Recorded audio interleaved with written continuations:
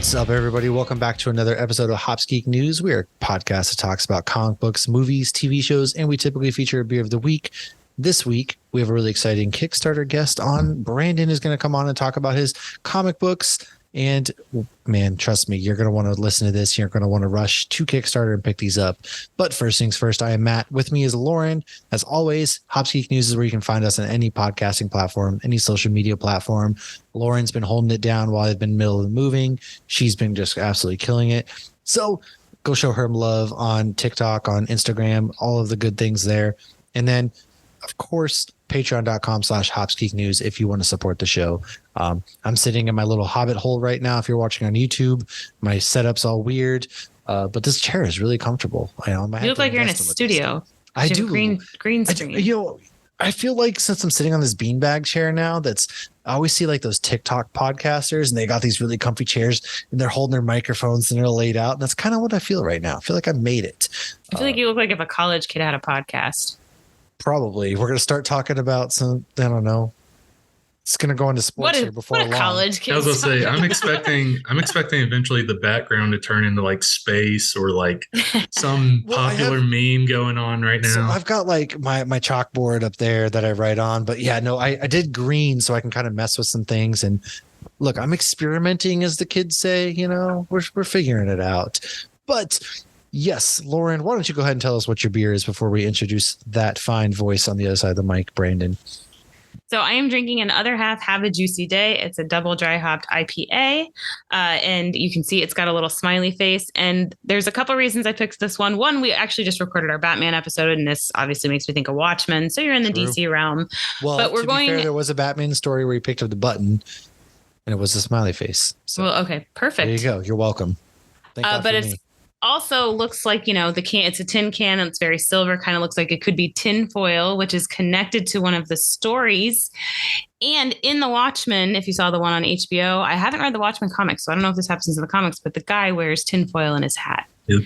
So that is why I picked this beer, and because you can't never go wrong with an IPA from Other Half. That's true. That is very true. I have it in my glass. Tracy got me from. I was about to bring Tracy up. I was about to say, Tracy, I'm getting closer. 5 hours now. 5 hours away from Tracy in New York City, and there's rumors I might be seeing her on a cruise next summer. Who knows?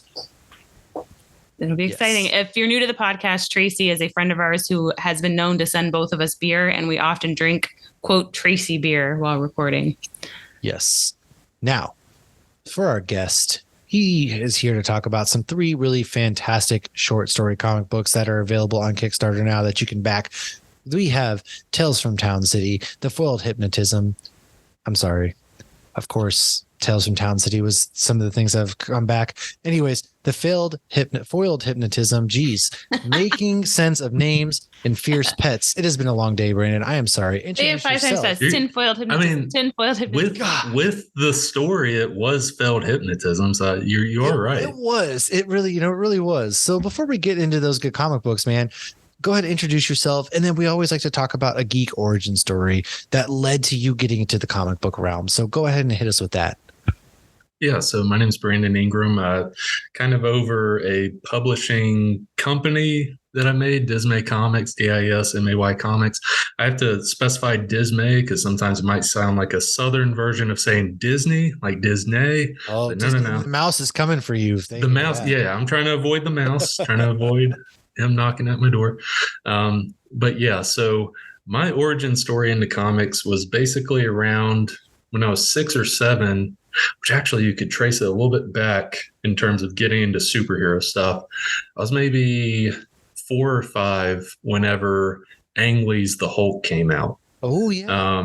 That came out. That's actually the first movie I remember seeing in movie theaters. I'm sure I probably saw others in theaters. That's the first one I actually remember seeing in movie theaters. So superhero realm. Cooler than mine. Mine was Big Bird. Big Bird. There was like a Big Bird movie. Back in the 80s, there was. I had no idea there was either. Like, I had no idea about that. Yep. Well, now I got to see Hulk and Big Bird duke it out. Get that. But so yeah, I saw that. Then maybe when I was 6 or 7, my mom liked to go to yard sales and stuff. And I like to go to yard sales. And when I was a little kid, I liked going to yard sales. And I went with her to a yard sale, and there was a shoebox full of 70s and 80s Marvel, DC, Valiant. Well, I should also say 90s because Valiant, but all these varieties of comics, from Spider-Man to Adventures of Superman to like more obscure Marvel series like DP7, just all these different things. And that's really what got me into comics, even though it was like with all these comics, part 5 of a 8-part story. Yeah, like it was never like part I'm jumping one. You're in the middle of it. Exactly. You're jumping into the middle of it. It's the first time you're reading a comic. But that was honestly like, I'm not saying it works for everyone. That was like the best way to just like get into comics for me. Because then after that, I'm like, well, who the heck are they talking about here? All this stuff. And you're like, well, you got to go back. Let's go back. Let's go see the previous issues, the previous stories. You're probably wondering how I got here. Exactly. But yeah, that was pretty much the first initial thing that got me into comics. Yeah, I love those stories because for all of us, I think so many people can be afraid to dive into a comic book.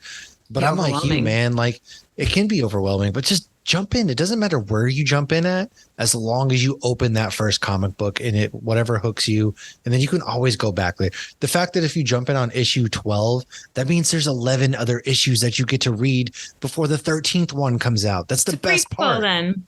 Yes. Well, I will say a lot of comics nowadays, they'll give you that brief synopsis at the beginning. And I love that because sometimes, I'll read the volume and then 6 months later I read the next volume. So it's nice to have that previously on. Oh, yeah. Absolutely. It's awesome. So, Lauren, why don't you go ahead and lead us off into diving into these really fun comic books that we've read? Yeah. So your comics, you said that dark humor is what these comics are. So where did you draw inspiration? You were talking to us a little bit before we started recording about some of the things that inspired you. So, I mean, dark humor is honestly my favorite thing. Yeah. And it's also a great coping mechanism. It gets us through life. So it could be, whether it's a celebrity, a movie, a comic book creator, what inspired you to make that realm of comics? In terms of like, who are kind of some of my inspirations that dives into me writing these, like the late Norm Macdonald is and was one of my favorite comedians. I liked his dry humor, and I also liked kind of the dark elements and the random elements that would pop up here and there in his stand-up, as well as in his movies and on Saturday Night Live and stuff. Yeah, exactly. Like I really like his humor, as well as like there's a variety of comedians I listen to. I like Tom Segura. I like Shane Gillis is a more recent one. Those are kind of like comedic inspirations for me. When it comes to writing, I'd say when it comes to like indie creation as well as comedy writing in general, I'd say Kevin Smith is up there as an inspiration. Like I love Kevin Smith stuff. Specifically, like I do like a lot of his stuff, but specifically the Clerks series, the 3 Clerks movies, as well as the 6-episode animated series. Listen, Brian O'Halloran's a friend of the show. No big deal. Really nice. We got to interview him and Jeff. That's awesome. We love those too. I'm so glad you said Kevin Smith because he came on the show once and follows my personal and the geek. So I tell everybody he's my best friend. He used your shoe as a bottle opener. Okay, he did. He used my shoe as a bottle opener. That is awesome. Yeah, I'm a huge fan of like Kevin Smith and like everything dealing with Clerks. That is awesome. Like, so yeah, it was one of those things where it's not entirely you see in this series specifically with Tales from Town City. But I do like with Kevin Smith movies, the more like dialogue based humor where it's not always situational. It's not always like this big action thing that brings about the humor. It's almost just conversation, like people having a conversation on a podcast, and humor comes from that. Like I like that from his type of movies. And so Tinfoiled Hypnotism isn't entirely that realm of humor in terms of like the vulgarity of some of those things, but just like Tenfold Hypnotism, for example, is just like it's conversation. Like that story is essentially like a web series sketch. Like there's not a whole lot of action. It's two homeless villains trying to use an expired coupon.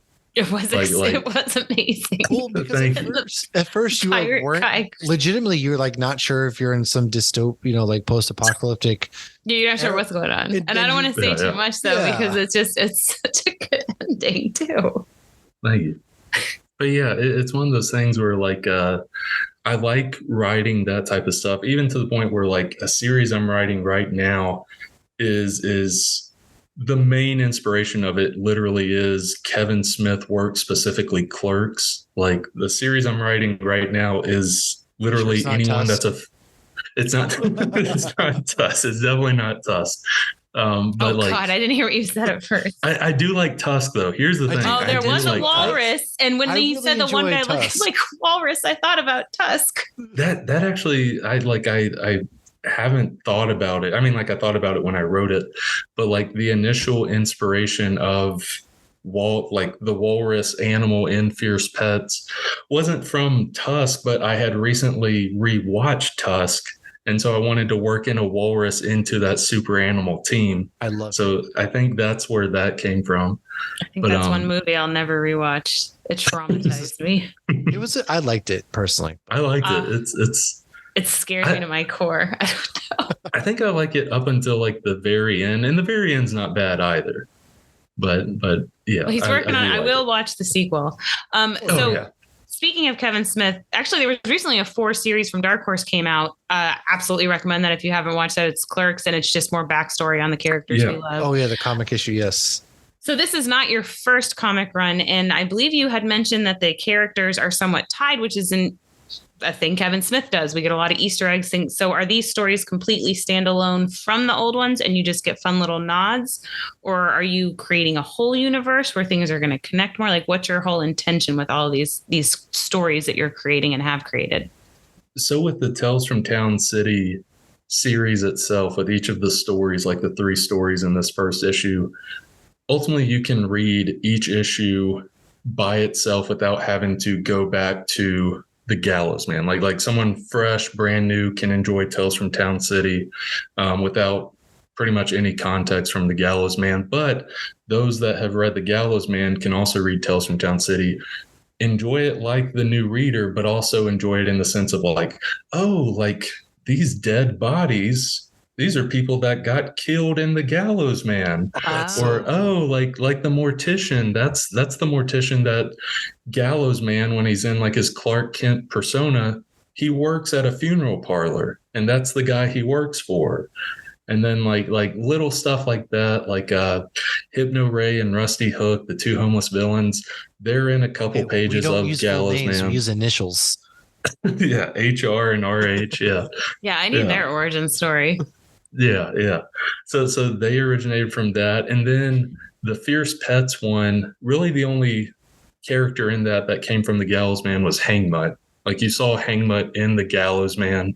And this was kind of just exploring like, what does Hangmutt do when Gallows Man isn't around?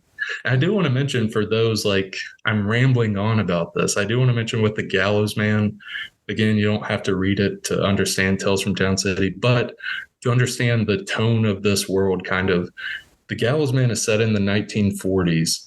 And the best way to describe it is like 1960s Adam West Batman meets Inglourious Bastards. Like that's the best way to describe it. Because set in the 1940s, if you're not sold on that alone. Yeah. Thank you. He's beating up and killing the Nazis. Of getting vengeance. Yes. Exactly. He's beating up and killing Nazis, all while having like the fun jovialness of Adam West Batman, the cheesy jokes, the funness that's with that, all while beating up and killing Nazis. So I mentioned that because Tales from Town City, it's a spin-off of that, follows minor characters introduced in that series, all while kind of keeping that tone of the Gallows Man. So now the Kickstarter right now is Tales from Town City with those 3 stories, correct? Yes. So can people still get Tales from the Gallows Man, or I'm sorry, The Gallows Man? Can they still get that on your Kickstarter page as well? Yeah. There's a few different tiers to where you can get Tales from Town City as well as issues 1 and 2 of The Gallows Man. It's going to be a 4-issue miniseries. The Gallows Man is. The first 2 issues are out. Issue 3 will come out next year, and we'll eventually get issue 4 out. But yeah, you're able to get Tales from Town City 1 as well as those first 2 issues of Gallows Man through this Kickstarter. Okay, and that runs till, you said, October 4th? October 5th, yeah. Ooh, so now I know you said that you're kind of like an indie comic book publisher. Is it a team of just you, or is there like a group of you guys that are kind of like putting out these stories, like, or do you work with somebody different every time? In terms of the publishing realm, it is a one-man army, but with actually... You don't answer to anybody.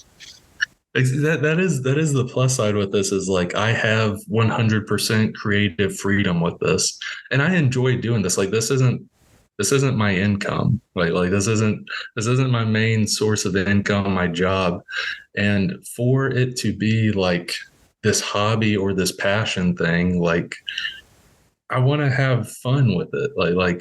Like so I'm able to do that and have 100% freedom in what I'm making in this, and I enjoy it a lot.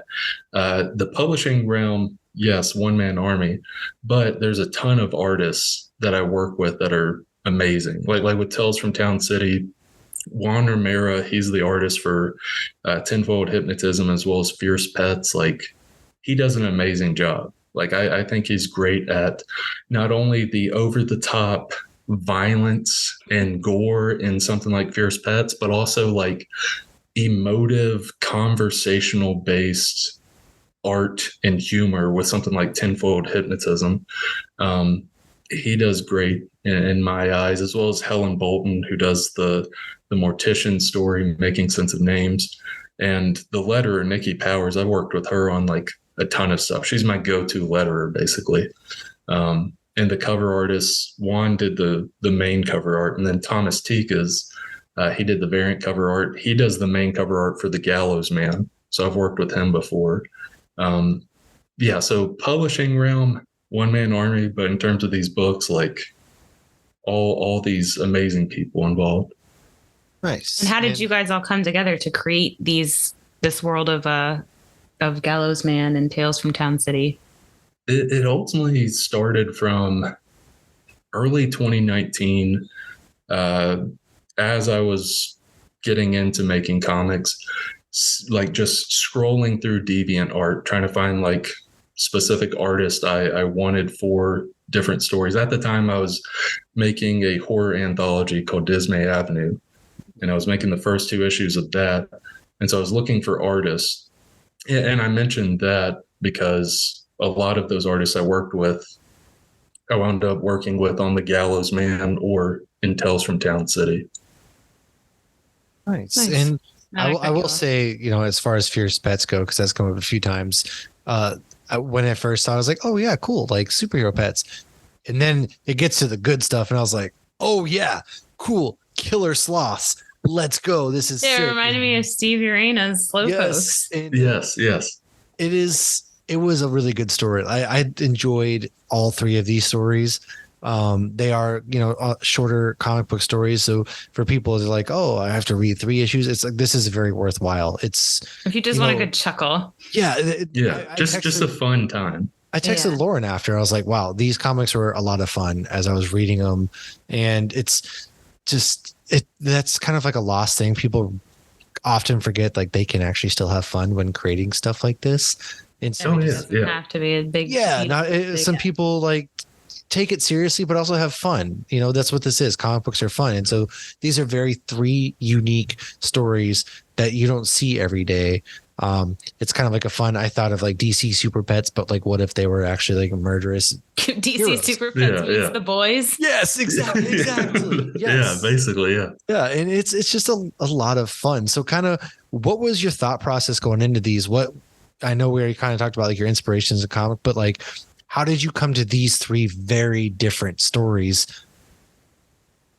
I do want to touch on something Lauren had mentioned earlier, which it'll broaden, like it'll click then for like everyone that's read this. You had mentioned gives Steve Urina's Slowpokes vibes. Juan did the art of Slowpokes. Oh, So that also that name helps, sounded like, familiar too. yeah. Yes. Yeah, Juan did, because that's how I found out about Juan, like got him to work on these books. Is I'm a fan of Slowpokes 1 and 2. I'm ready to see 3 whenever Steve does a 3.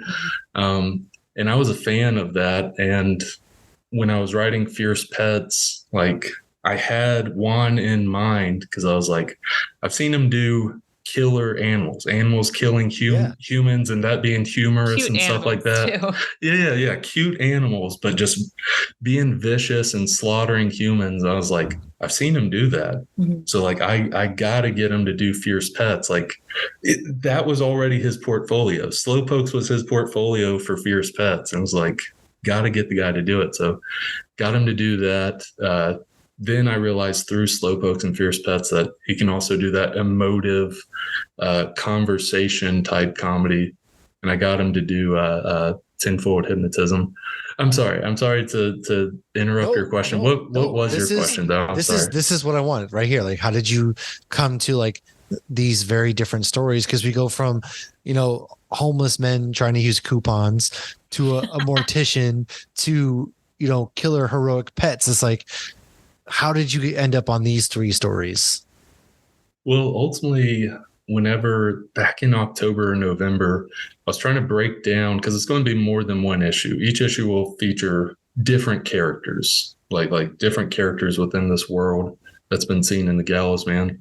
I was trying to break down which characters I wanted to write about the most from the Gallows Man that were only in the Gallows Man for like a few pages, maybe. And I had a list.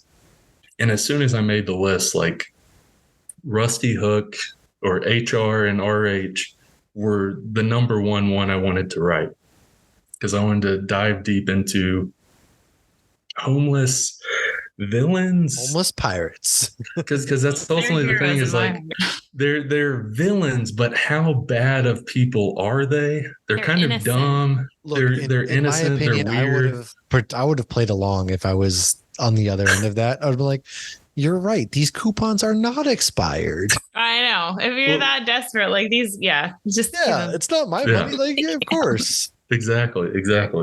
And yeah, that's kind of the thing is just like that ultimately like pathetic situation that they're in, like seeing these characters in this world of the Gallows Man, where it's like the Gallows Man, if you want to dig deep into it, you don't have to. It ultimately is a fun time.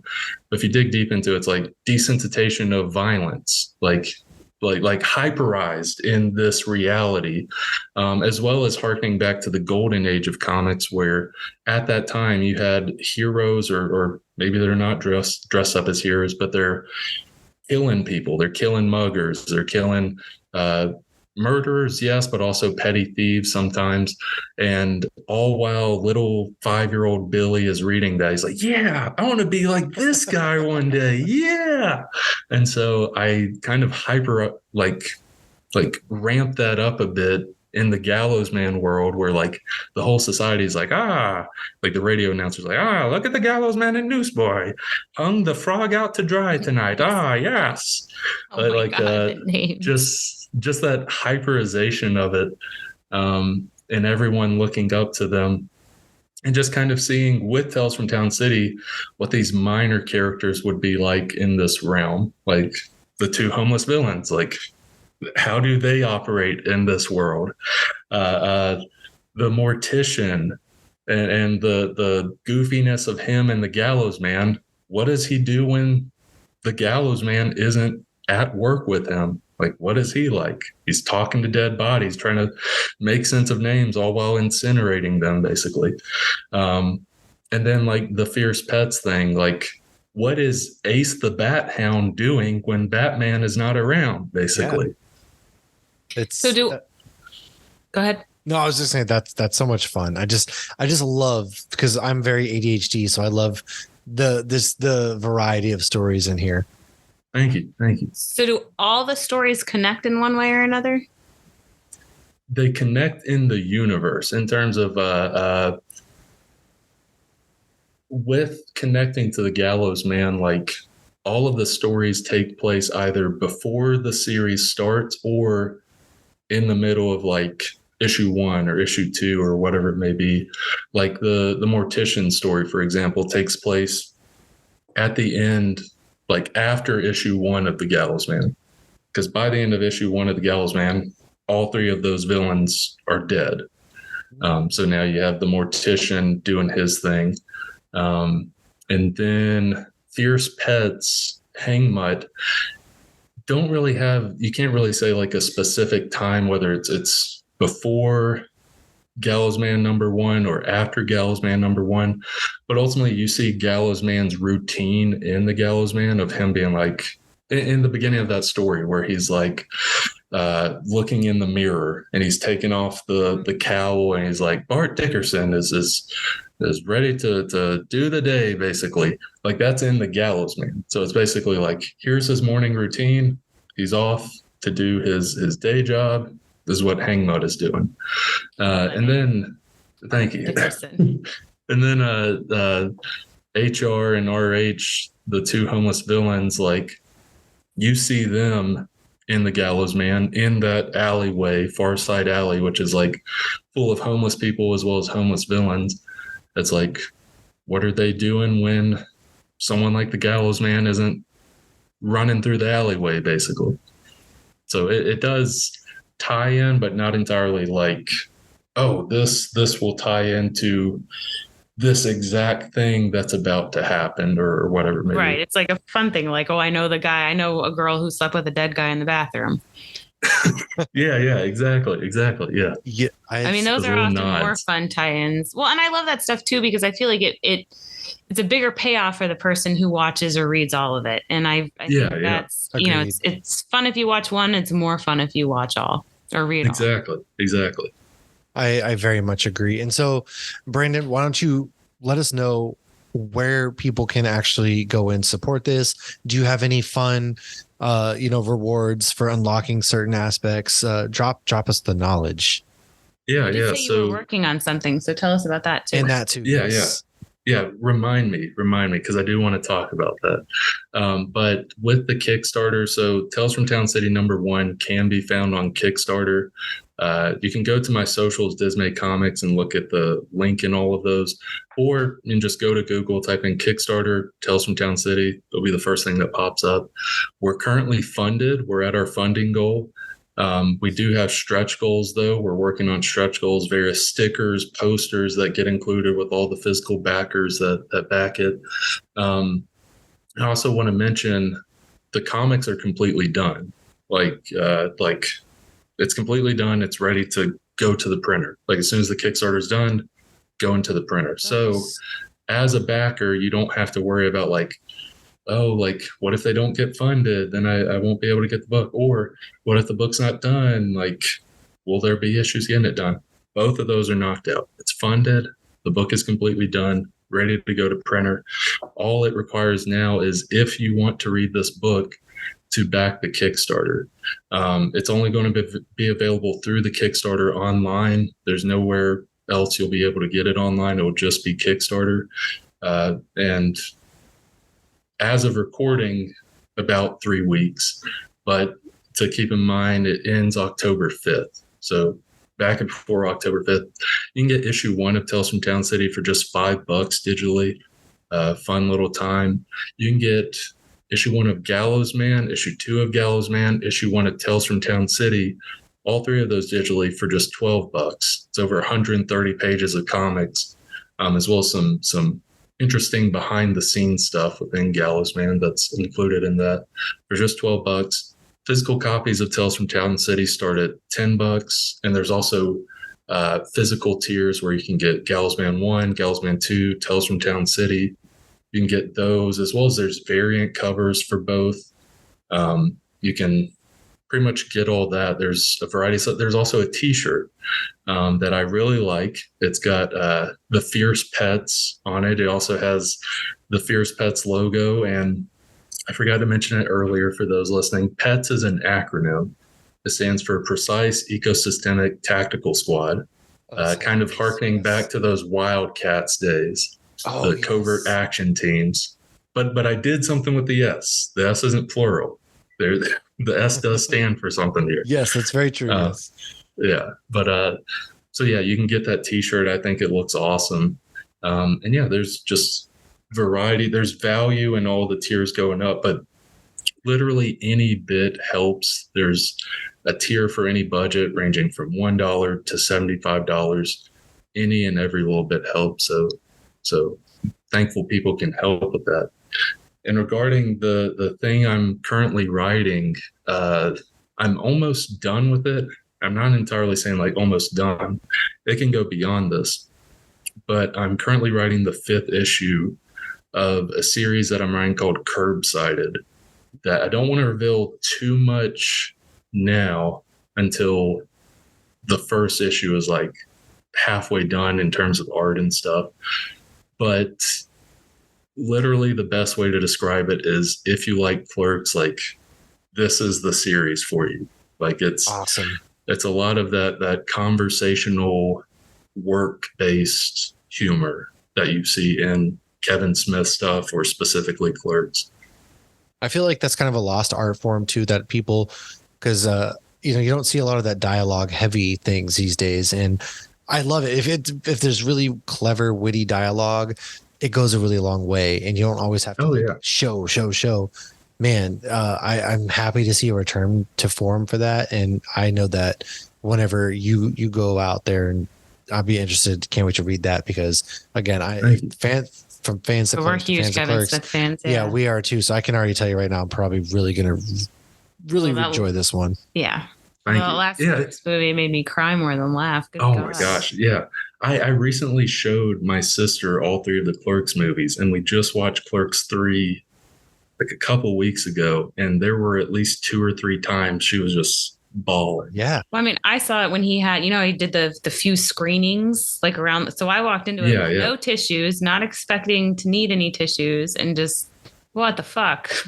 Yeah, I saw it because I think it was playing for like one weekend. I saw it the weekend it came out, and yeah, it nearly had me breaking down. Oh yeah, it was hilarious, but also those heartfelt moments, like, nearly had me in the theater just like bursting into tears. Like, it was really good.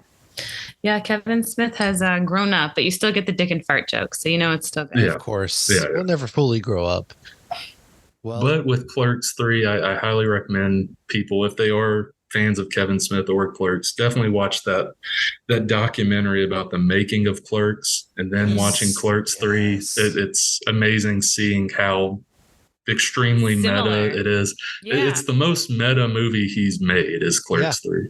Yeah, 100%. It's a phenomenal. And so, Brandon, thank you for coming to hang out with us. Everybody, thank you. I can't tell you, like, having read these comics, you're going to want to pick these up. They're so much fun. If I don't know how else to say it other than just like see for yourselves in the most plain way possible. You want a good giggle. Just a fun time. If you want a 10-minute break from just, whatever stressful things going on in your life, I can promise you that these are very much worth picking up.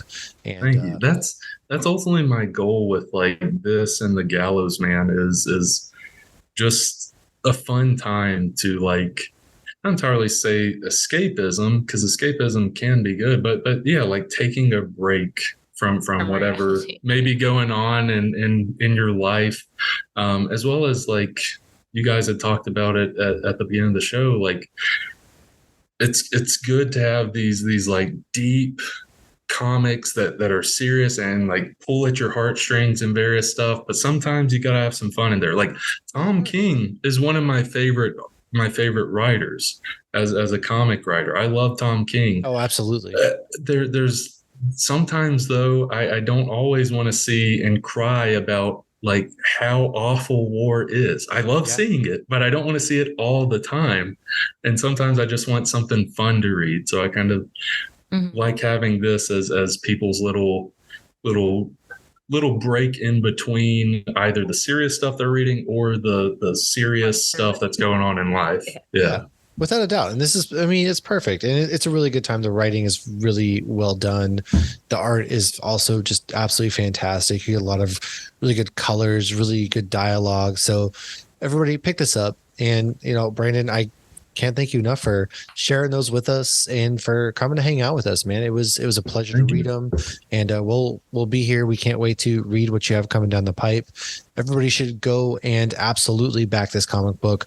The link for it is right here in the bio of this episode. Lauren, do you have any final thoughts before we wrap it up? No, I don't. This is great to finally get you on here. I know we scheduled this a while ago, but yeah, give him a follow too. Dismay, like he said, it made me think of Disney too. I'm not gonna lie. Dismay, but I live in Orlando, so. Yes, do that. Follow, see what other great things are coming down. And for everybody else, we're going to see you guys here soon. Check out the Kickstarter, support your local comic book shop, support some indie creators. Support your local brewery. Your local breweries, everybody support local business. There you go. Local coffee shops. That's where I've been hanging out at lately, Get an indie comic and read it at a local brewery. There we go. Oh, yeah.